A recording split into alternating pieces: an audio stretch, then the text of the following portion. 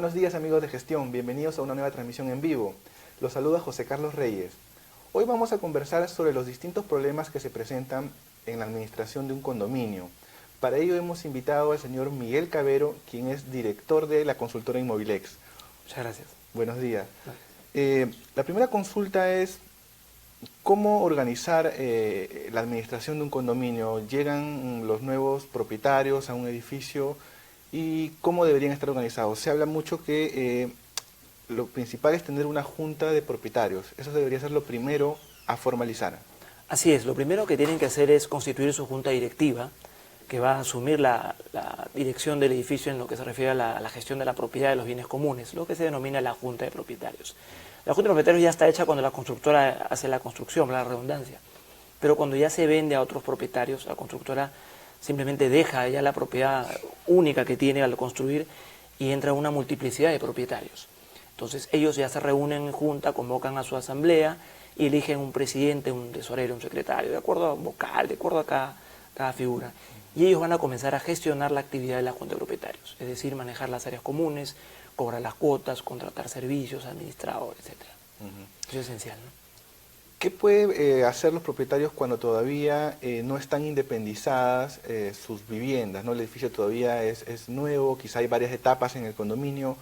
Mientras se independizan, ¿cómo podrían organizarse? Porque todavía no puede haber junta de propietarios. Lógico, suele organizarse de manera, lo que se denomina una organización de hecho, ¿no? Hacen pequeños comités, hacen pequeñas reuniones, hacen juntas provisionales, ¿no? Recordemos que todo eso puede hacerse de manera extralegal, digamos, ¿no? Ellos pueden reunirse y tomar acuerdos, pero no va a tener los efectos legales propiamente dichos como son los de una junta de propietarios porque todavía no está constituida como tal. La constructora, al ser la única propietaria, al no haber independizado aún a favor de los nuevos dueños, mantiene, digamos, todo el poder en el edificio. En algunos casos incluso, además de ser la propietaria, maneja la administración. Y aún aunque no estén independizados los departamentos, los propietarios que han adquirido le pagan a ellos como administrador. Y se producen ciertos conflictos porque los que han comprado piensan que es muy caro o que está abusando de su posición de poder o de dominio dentro del edificio, se producen ciertos conflictos. Entonces los propietarios lo que tienen que hacer es agruparse, llegar a un buen trato con la constructora, exigir cobros razonables de mantenimiento, de administración, exigir servicios y sobre todo apresurar la independización. Es cierto de que hay demoras, etcétera, pero ahora el trámite registral se ha hecho muy rápido. Entonces ya no tanto depende del registro público, en este caso el registro de predios, sino más bien de los trámites que debe hacer el constructor, tales como conformidad de obra, subsanar alguna observación que se haya presentado en el proceso de inscripción, etcétera. Entonces, más que nada, yo desde mi experiencia, puede ocurrir otra cosa, no lo niego, creo que las demoras son de las constructoras, que tienen problemas de repente de liquidez o de subsanar algún trámite, y eso de alguna manera perjudica al propietario que ha adquirido, porque como usted bien sabe, necesitan organizarse en junta para poder avanzar en cuestiones comunes, ¿no? Amigos, les recordamos que pueden enviar sus consultas a través de nuestra página de Facebook. ¿Cuáles son los pasos básicos para constituir esta junta de propietarios? Sí, bueno, reunirse con un quórum del 25% de los bienes comunes. Los propietarios se reúnen 25%, se reúnen y eligen a su presidente, secretario y tesorero con un acuerdo que tenga el 50% más uno. O sea, 51% de participaciones en el edificio, de propietarios legalmente que han adquirido legalmente el edificio, nombran a su junta directiva. Esa junta directiva se inscribe en el registro de predios en la partida de matriz donde está el inmueble, ¿no? Y una vez que está inscrito, ya pueden actuar, digamos, con poder. El representante legal de la junta es el presidente. Entonces, ahora bien, ¿qué otros efectos legales tiene esta inscripción en el registro de predios?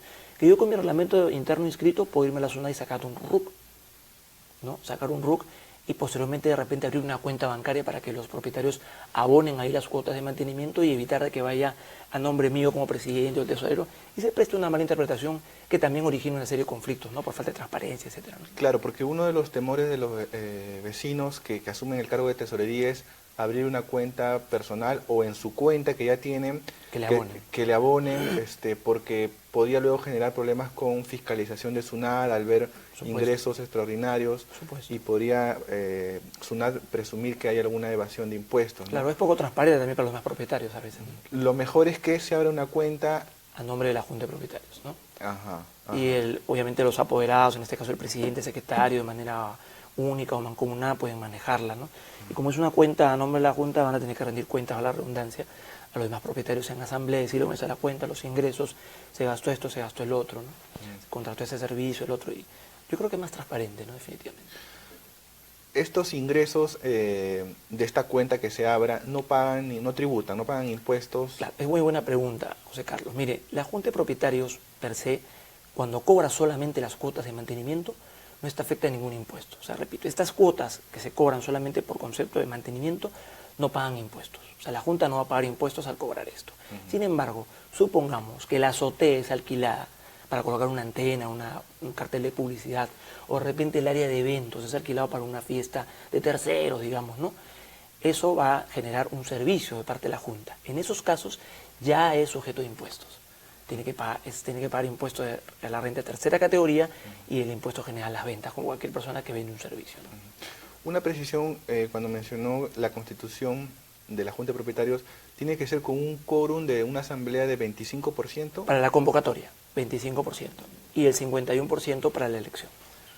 Ya el 50% de los asistentes. 50 más 1 de los propietarios, legalmente, que han adquirido legalmente la propiedad en el edificio, ¿no? Que tienen participaciones dentro de la propiedad del edificio. Pueden tener su departamento, su cochera, su depósito. Sumado a todo eso, yo consigo el 51% y puedo aprobar mi Junta de Propietarios. Pero en esa primera asamblea tiene que haber un quórum mínimo de ¿cuánto? Del 25%. Para declararse válidamente instalada, 25%. Y suponiendo que en esa primera asamblea hay 30%, pero ese 30 no llega al 51. Ajá. Buena pregunta, es lo que suele ocurrir. La gente se convoca con su 25 y cree que con ese 25 puede elegir. Lo que va a ocurrir es que no, de acuerdo al reglamento interno, no va a tener el quórum, que en la mayoría de reglamentos internos se establece, ¿no? Que es el 51% o 50% más 1, como lo conocen algunos, para que no haya confusiones. Tendría que convocarse en ese caso a una nueva reunión para obtener... Claro, los reglamentos a veces se suelen colocar, ¿no? Primera citación, 51%, en la segunda situación con los que se encuentren. En este caso, si ya en la segunda situación no se ha logrado ese quórum, con los que se encuentren se aprueba la elección de la Junta Directiva. Y luego los acuerdos a los que se lleguen los propietarios que van a estar en un reglamento, ¿qué nivel de votación a favor tienen que tener para que sean válidos? Se habla de que tengan una mayoría simple en cada reunión, cada acuerdo. Claro, hay mayorías calificadas, mayorías simples, y depende de cada acto, ¿no? Como le digo, si lo que vamos a hacer solamente es una convocatoria junta, es el 25, ¿no? Si son actos de administración, etcétera, son el 50% más 1, ¿no? Por ejemplo, cuando que se acuerde la cuota de mantenimiento, ¿no? Va a ser un monto total, porque seguramente evalúan los gastos que van a tener. Se va a establecer la cuota. Se establece la cuota, se fija. Para que quede aprobada esa cuota. 50% más 1. 50% más 1 de los asistentes a la asamblea. En segunda convocatoria. En primera convocatoria, 51% de la propiedad total, y en segunda convocatoria con los que asistan, ¿no? Siempre y cuando en el reglamento así lo establezcan. De los que asistan, y tiene que haber un quórum mínimo de los que asistan para que sea válido el acuerdo. Por eso, o sea, para instalarla es el 25%. Para tomar el acuerdo hay que establecer de que haya ido más gente, obviamente, y representen el 50% más 1 de todos los propietarios. En primera convocatoria. Y en segunda convocatoria, porque a veces no están todos ya con los que se encuentran, ¿no? O sea, no hay que saltarse, ¿no? los quórum, porque si no se declara inválido eso. Okay, o sea, ese mecanismo se sigue tanto para la instalación de la Junta como para cualquier acuerdo. Claro, la instalación es lo más básico, inclusive los registros públicos a partir de octubre del año pasado ya tienen unos requisitos que se ha flexibilizado, ¿no? 25% para cualquier tema de agenda. O sea, ya antes el pretexto era que no se lograra el 25% para juntarnos, ¿no? Nadie quería, pero ahora pues como le preciso, ¿no? Una persona cuando compra un departamento, un edificio, tiene un porcentaje de participaciones por el departamento, a lo que le suma su cochera, su depósito. Entonces, al juntarme todo eso y lograr el 25%, es sumamente fácil lograr la convocatoria. El problema está en lograr ese 51% en ese sistema que le he explicado para lograr los acuerdos. Entonces, si el reglamento interno dice que en primera convocatoria es 51% y en segundo con los que estén, no hay problema. Pues se eligen en la segunda convocatoria con los que estén y se aprueba el valor de cuota.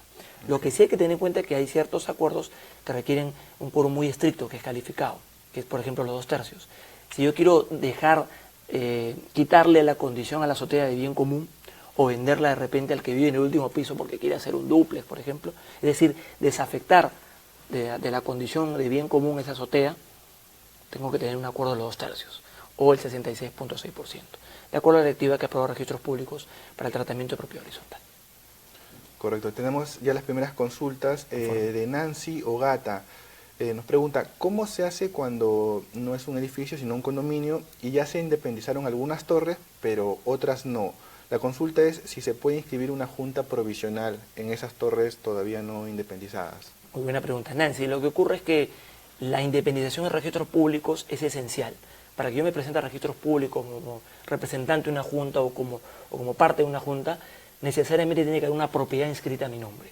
No, lamentablemente no es posible inscribir juntas provisionales para poder hacer cobros, etc. ¿no? Ese es un gran problema, hay una masa crítica de gente que tiene ese problema en muchos condominios y reitero, lamentablemente no hay juntas provisionales, no hay reglamentos provisionales porque tiene que haber una propiedad independizada de cada uno de los propietarios de esa nueva torre para formar su junta de propietarios. Ahora, si bien en este caso la junta no es formal todavía, durante ese periodo sí pueden haber acuerdos a los que se rija esa nueva torre. Acuerdos básicos de administración, de limpieza, de vigilancia, que permitan la convivencia, ¿no? Incluso hay personas que aprueban manuales de convivencia, ¿no? Temporales, o la misma constructora entrega un manual de convivencia, porque de alguna forma tiene que llevarse la vida en común, ¿no? Más que referirnos solamente al tema de la propiedad, que es de hecho lo esencial en un edificio, hay algo que es tan importante, que es la convivencia, que deviene obviamente de una buena reglamentación en un manual, ¿no? La gente cree que con el manual de convivencia basta, pero yo puedo colocar 1000 cosas en el manual de convivencia, pero el rigor legal lo va a tener el reglamento interno aprobado e inscrito en la partida del inmueble, ¿no? Otra consulta de Johnny Taipe. ¿Las deudas anteriores a la inscripción de la Junta prescriben? Es lo que pregunta.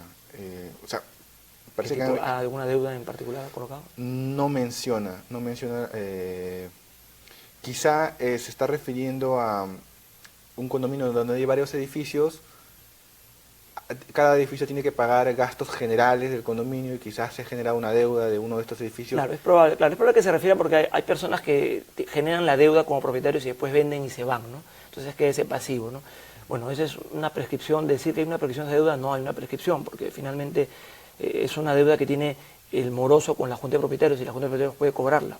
Finalmente es lo que algunos llaman una obligación de ejecución permanente, ¿no? Es una terminología legal, pero es lo que se podría aplicar. Ahora, yo como Junta de Propietarios puedo cobrarle a la persona, aun cuando se haya mudado. Vamos a poner el caso de que yo vendo mi departamento y me voy. El nuevo dueño no tiene por qué pagar lo anterior a su compra. En este caso es mi deuda.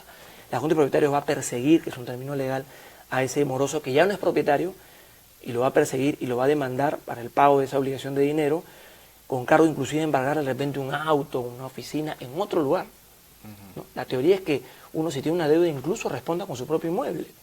Pero al no tener un inmueble ya en ese edificio, la Junta tiene una obligación, una creencia, lo que se llama legalmente, y puede perseguirla, puede cobrarla judicialmente y pudiendo embargarle un bien que no necesariamente esté ubicado en el departamento, sino un auto u otro inmueble en otra zona, ¿no? Pero todas las acciones son con el anterior propietario. Claro, las deudas son personalísimas. O sea, no es que yo vengo, compro y asumo la deuda del anterior, ¿no? Muchos, alguna Junta de Propietarios también incurren en un error al querer cobrarle al que ha comprado. No, es el que vendió, es una deuda personalísima, como decimos los abogados. Ok, entonces una vez ya formalizada la Junta de Propietarios, tenemos el reglamento, el acuerdo de cuotas, y ahora sí vamos con los problemas que se van a presentar. Uno es, más o menos ya iba adelantando, ¿qué pasa cuando un vecino no paga su cuota, se atrasa muchos meses, incluso no da la cara, ni siquiera asiste a las reuniones, no responde, inubicable? ¿Qué medidas se puede aplicar esta Junta para forzar el pago? Muchas veces se habla de que se les puede cortar el agua, el servicio de agua, como una medida para forzarlos, ¿no? ¿Esto se puede hacer o qué otro tipo de medidas se pueden aplicar? Muy buena pregunta, José Carlos. Mire, una cuestión de orden. ¿Quién es moroso, quién es propietario moroso de un edificio? De acuerdo a la ley 27157, que es la ley que regula la propiedad en edificios, la ley con la cual se aplican estas normas, es moroso aquel que debe 3 cuotas ordinarias, repito, 3 cuotas ordinarias, que son las cuotas mensuales de mantenimiento, o una extraordinaria. Una extraordinaria puede ser la cuota de la pintura, la cuota para las cámaras de seguridad, eso es una extraordinaria. Y la ordinaria viene a ser el mantenimiento, la que está la luz común, el agua común, vigilancia del mes. Ahora bien, cuando ya ha dejado de pagar esas 3 cuotas, yo como Junta de Propietarios lo declaro moroso y comienzo ya el proceso de cobro. Ahora, en ese interín hay un problema, de que el representante legal de una Junta de Propietarios es el presidente, y es el llamado a actuar judicialmente. El problema está en que, vamos a suponer que una cuota promedio en el Perú es de, no sé, vamos a poner 200 soles, ¿no? Serían 600, tres cuotas ordinarias vencidas, ¿no? Más intereses, supongamos que llegue a 500, 600, 700, 800. Las juntas de propietarios a veces no se animan a demandar por 800, 900 soles y dicen, más el gasto de abogado, más la molestia, entonces se va generando, ¿no? Sin perjuicio de lo cual, la cuota va creciendo. Porque si usted va al Poder Judicial, indaga, hay remates de bienes, de oficinas, por gente que debe, pues, 5, 6 años, 10 años, más los intereses, más las penalidades, ¿no? En este punto, yo sugiero que se redacte un reglamento interno a prueba de morosos. O sea, los reglamentos internos, digamos, son tipo, ¿no? Es un reglamento tipo que ha establecido el Ministerio de Vivienda y que se puede descargar de la web del Ministerio de Vivienda. Pero ya tiene que ser individualizado y personalizado de acuerdo a la necesidad de cada junta de propietarios.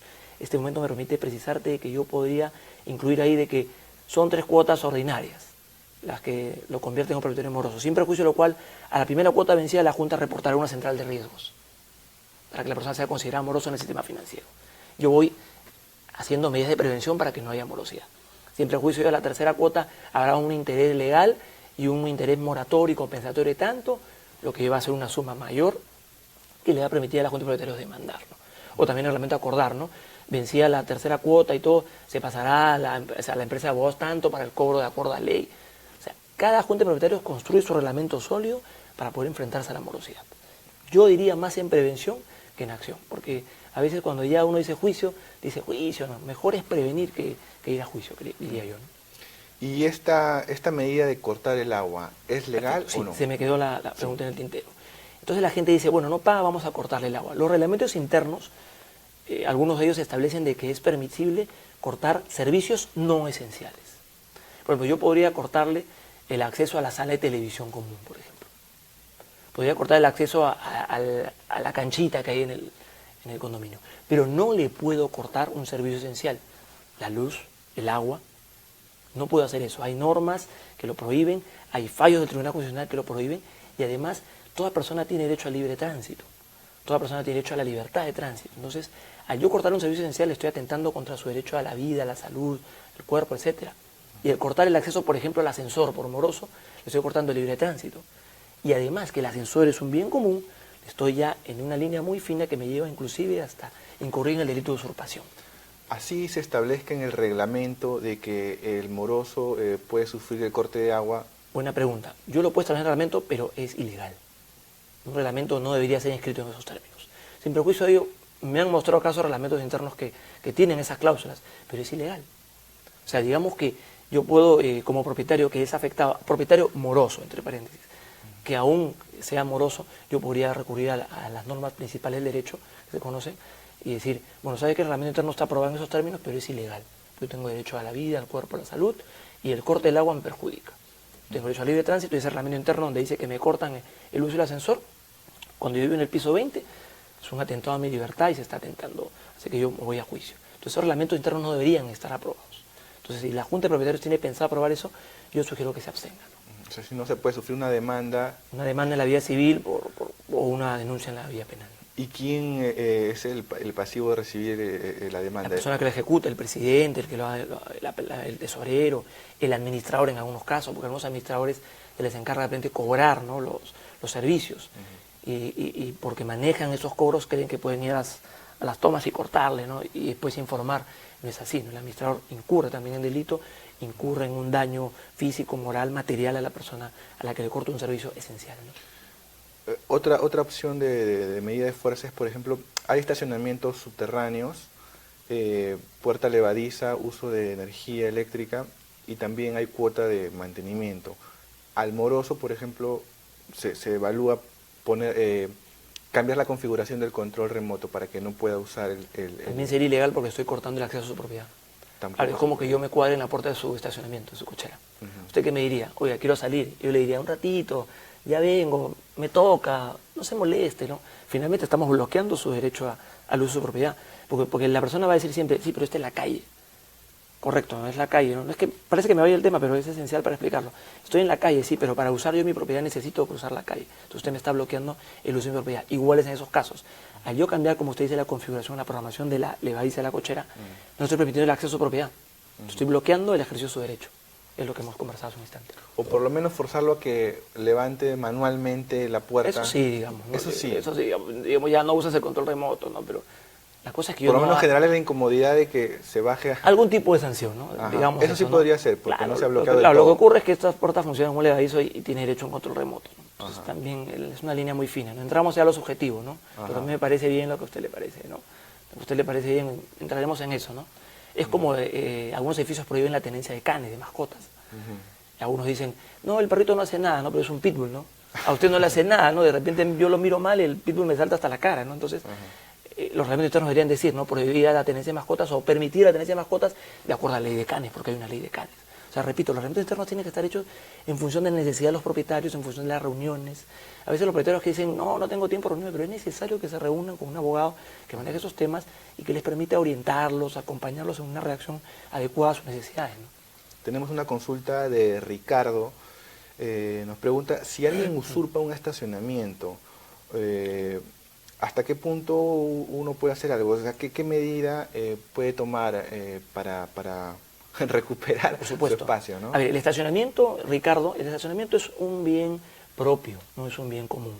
Así que no hay de que vecinito, un ratito, me voy a cuadrar ahí, no voy a estacionar ahí, nada de eso. El estacionamiento es suyo, entonces cualquier persona que se estacione ahí incurre en una perturbación de la posesión, como se denomina jurídicamente. La perturbación de su derecho de posesión, de uso de su bien propio, donde no requiere pedirle permiso a nadie, propio, exclusivo. Por eso este régimen se llama régimen de propiedad exclusiva y de propiedad común. Propiedad común no es las azoteas, las escaleras. Propiedad exclusiva es estacionamiento. Entonces, si hubiera una perturbación de mi derecho de posesión a mi cochera, a mi estacionamiento, yo tengo que, por mis propios medios, retirar ese vehículo. Hace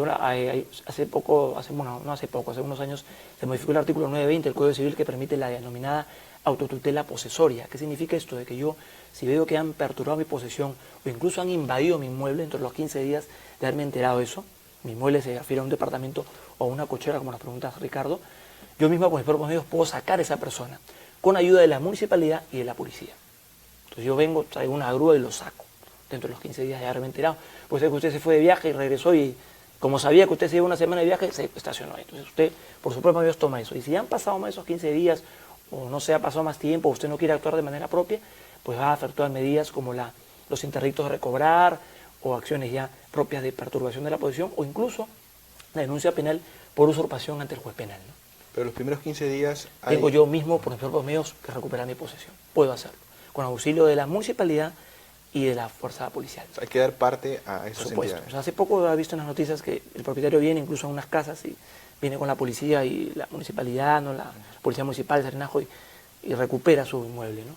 Digamos, desaloja, digamos, de manera propia al usurpador, ¿no? Igual se aplicaría en la cochera, como nos pregunta Ricardo. Ok, otra consulta de Abdón Delgado. En el caso de los trabajadores de un edificio, la parte administrativa, limpieza, ¿qué régimen laboral les corresponde y qué pasa si ellos se niegan a que les descuenten? Creo que se refiere a si ellos se niegan a estar en planilla. ¿Qué régimen laboral les corresponde? Sí, habría que ver el caso específicamente, pero damos algunas cuestiones que son comunes siempre, ¿no? A ver, la Junta de Propietarios, cuando ya ha sacado su RUC, como refería hace un instante, Abdón, está obligada a tener su RUC y a formalizarse como cualquier persona jurídica, aunque no es una persona jurídica propiamente dicha, ¿no? Para no confundirnos. Entonces puede contratar personal. Por la modalidad de cuarta categoría recibe honorarios, digamos, el jardinero, ¿no? El que limpia las lunas, que son temporales. Pero hay personas de limpieza que vienen todos los días, por ejemplo. Entonces en esos casos, o tengo una empresa administradora de edificios que me provee ese personal, con la cual tengo yo como Junta de Propietarios un contrato, el administrador pone a su personal de limpieza, o yo como Junta contrato directamente a este personal de limpieza. Si yo como Junta contrato directamente a este personal de limpieza, ese señor que limpia o la señora que limpia, yo estoy obligado a colocarlo en planilla y pagarle su de salud, ¿no? Y esta persona por ende tener un seguro para una contingencia médica o de emergencia, etcétera, ¿no? Entonces, repito, la Junta puede contratar directamente a esta persona, con lo cual tendría el régimen de quinta categoría, trabajador de régimen de quinta categoría, régimen laboral directo entre trabajador y Junta de Propietarios, o en su defecto, la Junta contrataría a la empresa administradora de edificios que por su propia cuenta y por su propio riesgo traería un personal de limpieza que sería parte del servicio de administración del edificio. Otra consulta de Nancy Ogata pregunta si es que hay algún mecanismo fuera del ámbito judicial para garantizar el pago del mantenimiento, ya que el proceso judicial es engorroso? Sí, como lo decía Nancy hace un instante, yo sugiero a las personas que me consultan y a mis clientes que son juntas de propietarios que construyan un reglamento interno a medida. Repito, por ejemplo, si bien es cierto la ley nos dice que a las 3 cuotas que se deben uno se convierte en moroso, eso no quita que yo construya un reglamento donde diga que al mes, a la primera cuota no pagada y con una digamos una espera de 7 días, ¿no? Lo que se dice una espera de 7 días, yo inmediatamente lo reporto a una central de riesgos. Si yo voy a una central a pedir, digamos, una tarjeta a estas de consumo y veo que estoy reportado por una junta de propietarios, por una central de riesgo, inmediatamente voy a pagar a la junta de propietarios, porque el que menos quiere sacar su tarjeta o sacar su teléfono, ¿no? Y a nadie le gusta estar reportado como moroso. Entonces, yo sugiero mecanismos preventivos antes que mecanismos curativos, que son puramente judiciales y, como usted bien señalado, Nancy, son engorrosos, tediosos y sobre todo onerosos. La parte preventiva es importante. Eso es esencial para mí. Pero José Luis Pacheco se pregunta, ¿qué hacer con los que ya están más de un año sin pagar? Porque ¿cuánto puede tomar un juicio? Porque se le puede interponer un juicio a la persona, pero ¿cuánto estamos hablando tiempo? de 1 o 2 años, dependiendo del Poder Judicial, dependiendo de la carga procesal. O sea, decir en el Perú cuánto dará un juicio, usted sabe que es un poco complicado, ¿no? Siempre los plazos varían en función a la carga procesal, la actividad del Poder Judicial, si es que hay huelga o no hay huelga. Entonces, yo, así a ojo de buen cubero, le iría a un juicio de no menos de 2 años o 3 años para cobrar esa deuda, ¿no? Yo, por mi propia práctica de abogado, he ido acá al Poder Judicial y he visto que hay remate de la oficina tanto, el edificio tanto, en un juicio luego de 10 años. Para que usted se haga una idea, pero está rematando una cochera, está rematando una oficina, ¿no? Producto de la morosidad, de los intereses, los años que han pasado. Entonces, yo diría que si ya estamos hablando, como el caso que nos plantea, de 1 año, ya que la Junta esté formal, el representante legal, el presidente de la Junta, haga su demanda de obligación de dar su dinero, comience el juicio y comience a cobrar, porque finalmente los intereses se van acumulando, igual se van a liquidar en juicio, igual se va a cobrar. Obviamente va a demorar entre 2 y 3 años, en promedio, ¿no? No digo que sea así, pero igual se va a cobrar, ¿no? Y el costo que incurre una junta para un proceso judicial, luego puede formar parte de una indemnización que se le pida. Por supuesto, uno cuando va a hacer su demanda va a plantear ahí todo, lo que se llama en el argot judicial los costos y costas, ¿no? Se ha incluido todo lo que me costó recurrir a la parte de justicia y todo lo que me costó la asesoría para recurrir a esa parte de justicia, que son abogados, peritos. O sea, recuerda que hay juicios donde yo requiero ingenieros que me midan, ¿no? O que de repente un perito tasador que me diga el nivel de desgaste que dejó el propietario al irse, ¿no? Por ejemplo, un alquiler, ¿no? El monto, valorizar el monto del daño en el piso, o en las cañerías, etcétera, ¿no? O sea, todo eso requiere una ayuda técnica para recurrir al sistema judicial. Entonces, todo eso yo lo voy a incluir dentro de lo que se llama mi pretensión judicial, ¿no? Y el juez finalmente va a decir, páguese todo eso, ¿no? Otro problema que se presenta en muchos condominios es que esta junta directiva de un condominio tiene malos manejos y se presentan desbalances. Hay acusaciones de robo de dinero del tesorero. El tesorero dice que no, pero las cifras van, cifras vienen. ¿Cómo puede operar los propietarios, la junta, para... ¿Tendría que demandar a esa persona? Sí, mire, me hicieron esa pregunta en una charla sobre el junta de propietarios que yo doy constantemente a través de Inmobilex. Entonces se me preguntó y me dijeron textualmente, ¿no? En un caso, ¿qué hacer cuando el tesorero toma dinero sin acuerdo de la junta a su libre albedrío y lo utiliza en cuestiones que no están autorizadas? Entonces, esa conducta, como otras similares a la que usted me pregunta, es simple en el argot jurídico: apropiación ilícita de este dinero que no es de él. Con mayor razón si no está justificado, porque si yo como tesorero gasto para pagar, no sé, una nueva chapa, un nuevo control remoto de la cochera, bueno, está justificado, presento las facturas, muestro el acuerdo y listo, ¿no? Pero si yo agarro ese dinero y digo, bueno, lo he tomado prestado porque tuve un problema personal, pero me comprometo a devolverlo en 6 meses, pasan los 6 meses y no lo devuelve. Esa apropiación ilícita del dinero de todos los propietarios. O sea, ahí la Junta tiene que hacer la denuncia penal ante la Fiscalía de turno y hacer el proceso penal correspondiente por apropiación ilícita. Se denunciará y el juez ordenará la devolución sin perjuicio de la sanción penal, ¿no? ¿Y la denuncia es colectiva o es individual de algún propietario de allí o es a nombre de la Junta? El presidente de la Junta tiene que hacer esa denuncia. El gran problema es que el tesorero es parte de la directiva, entonces hay que individualizar muy bien esto. Entonces el presidente hay que hacer una reunión. Yo sugiero en esos casos hacer una reunión de Junta con ese tema específico de agenda, ¿no? Para que los acuerdos consten ahí, el presidente, digamos, conste como acuerdo que solicitar al presidente o facultar al presidente a denunciar penalmente al tesorero, señor Fulano tal, por la apropiación de A, B, C, D cantidad de dinero, ¿no? Y en los casos que todavía no hay una junta de propietarios formalizada, ¿se puede hacer quita demanda? Que los propietarios se junten de manera solidaria y presenten su denuncia. Para mí no es una limitación, porque finalmente se ha tomado ilícitamente dinero que es de todos, ¿no? O sea, acredita que se juntó el dinero por acuerdo de todos, un acuerdo de hecho que se denomina, y que se acredita que el señor lo tomó de manera ilícita, sin autorización, se configura el delito, ¿no? La apropiación ilícita de suma de dinero en este caso. Y en el caso de que en tesorería hay menos fondos de los que deberían, igual, si no se sustenta, la misma razón. Si no lo sustenta, va a tener que hacerse la denuncia penal correspondiente. Todo gasto tiene que estar sustentado en una contabilidad. O sea, reitero, y agrego a lo que dije en un instante, si la Junta de Propietarios ya tiene RUC, ya tiene otros ingresos, además de los cuotas de mantenimiento, por ejemplo, ya paga impuestos, como hemos señalado, ya le obliga a llevar contabilidad completa también. Entonces, si el contador informa a la Junta de que hay un faltante o que no está justificado, la Junta, ¿qué va a hacer? No le va a dar una medalla al tesorero, simplemente le tiene que denunciar, ¿no? Correcto. Amigos, les recordamos que pueden enviar sus preguntas a nuestro Facebook. Ya estamos con el tiempo justo, vamos a dar a conocer algunas más, ¿no? Nancy Ogata nos pregunta qué cosas puede estar permitido o no en el reglamento interno. Este tema del agua, así se establezca en el reglamento, muchos nos preguntan, no es válido. Va a ser ilegal siempre, va a ser una decisión ilegal, arbitraria, y reitero que atenta, lamentablemente, es contradictorio, pero atenta contra el derecho de la otra persona. No es la vía para enfrentar la morosidad, para abordar el problema de la morosidad.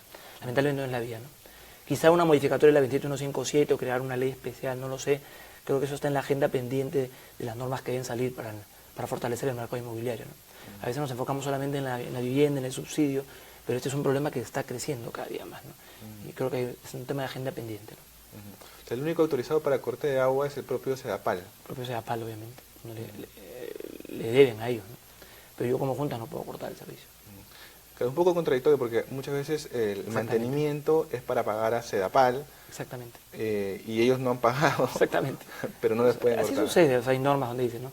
Es igual que la tenencia de armas, ¿no? Es igual que la de legítima defensa, ¿no? Poco a poco se ha ido manejando, ¿no? Las leyes se producen, pero hay que ir modificándolas porque son finalmente objeto de desarrollo sobre la base de las conductas sociales, ¿no? Creo que por ahí va el tema, ¿no? Otra consulta de Nancy Ogata, si frente a los morosos la administración podría exigir contractualmente el adelanto de 2 o 3 meses de mantenimiento por concepto de garantía. Creo que se pregunta si es que esto es una medida para evitar futuros morosos, creo, al alquilar. Bueno, habría que ver a qué se refiere Nancy, ¿no? Pero mire, a ver, cuando yo soy administrador de un edificio y me contratan con tales fines, yo tengo un contrato, para la redundancia, con la Junta de Propietarios, que puede incluir, por ejemplo, cobro de cuotas, que puede incluir proveerle una persona de limpieza, que puede incluir, por ejemplo, proveerle 2 vigilantes, de 12 horas y un descansero, etcétera, ¿no? Entonces, si yo en mi acuerdo con la Junta de Propietarios, va la redundancia, he acordado cobrarle las cuotas, y parte de mi contrato es que me den, como señala Nancy, 3 cuotas de garantía, eso depende ya que la Junta lo acepte y que lo negocie bien la empresa administradora de edificios. Finalmente es un contrato de voluntad de las partes, consenso, etcétera. Eso depende de cómo lleguen el acuerdo con la Junta. Correcto. Hay otra pregunta de Piero Vázquez. En los casos de las cocheras, si son áreas comunes, ¿se les puede cobrar a los propietarios por hacer uso de las mismas? Y si no es posible, ¿se puede cobrar por el mantenimiento del uso de la cochera? Cocheras comunes, dicen. Bueno, es probable. Hay edificios que tienen plazas de estacionamiento que son comunes. Ajá. Son para las visitas, son para gente que está temporalmente. Eso tiene que tener un régimen previsto en el reglamento interno, un régimen de uso de esa zona.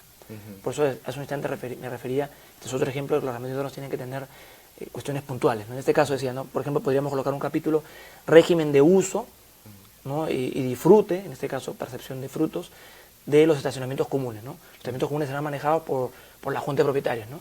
Cada propietario deberá pagar un adicional de, no sé, 20 soles por el uso de estos estacionamientos, lo que le da derecho a recibir 2 o 3 invitados al mes, ¿no?